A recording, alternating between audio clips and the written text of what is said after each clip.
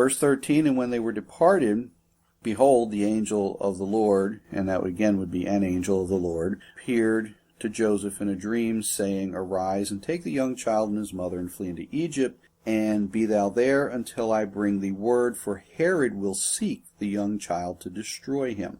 And when he arose, he took the young child and his mother by night, and departed into Egypt, and was there until the death of Herod, that it might be fulfilled which was spoken of the Lord by the prophet, saying, Out of Egypt have I called my son. And this comes from the prophet Hosea chapter 11 verse 1. So this is another fulfillment of Old Testament scripture. Jesus, as a young child, less than 2 years of age, or about 2 years of age, he had no control over going into Egypt, and yet he's going into Egypt by the direction of the Lord, who gave the prophecy in the Old Testament. And so through an angel of the Lord, he's given direction, his family is given direction to flee. The direction here is given of the angel of the same God who gave the Old Testament prophecies to the Old Testament prophets. So we can see the hand of God working and orchestrating now those things before which he had proclaimed, and now which are coming to pass. Beginning in verse 16, we see then Herod, when he saw that he was mocked of the wise men. So this is some time that's passed. What happened was the wise men had come to Herod. Herod had sent them off to Bethlehem. They went to Bethlehem, and then they didn't come back.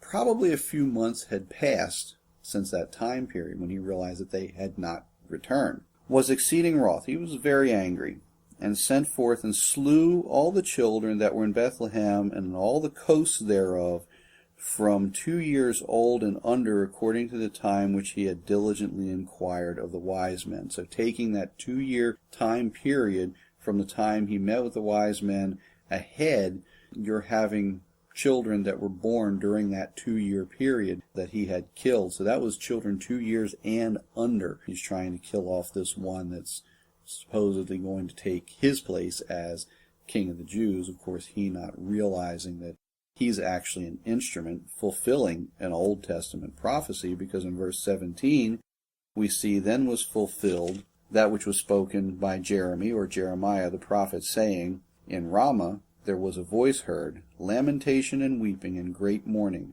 Rachel, and Rachel often refers to the nation of Israel herself.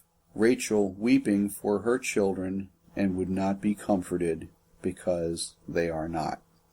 And so verse 18 is yet another fulfilled Old Testament prophecy concerning the events surrounding the birth of Messiah and his early life here on earth. Verse 19 now, But when Herod was dead, behold, an angel of the Lord appeared in a dream to Joseph in Egypt, saying, Arise, and take the young child and his mother, and go into the land of Israel, for they are dead which sought the young child's life. And he arose, and took the young child and his mother, and came into the land of Israel. But when he heard that Archelaus did reign in Judea, in the room of his father Herod, he was afraid to go thither. Notwithstanding, being warned of God in a dream, he turned aside into the parts of Galilee. And he came, verse 23, and dwelt in a city called Nazareth, that it might be fulfilled, which was spoken by the prophets, He shall be called a Nazarene. And the Nazarene, or the Nazarite, was someone who was separated out. There's a Hebrew word netzer, which means branch, and it's believed that the word Nazarite or Nazarene, and thus the town Nazareth, actually means to be separate or to be separated out.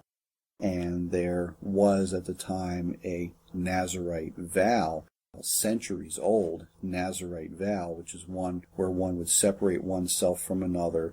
That individual would drink no alcoholic beverages. That individual would not cut their hair during the time in which they were taking their vow, and so forth.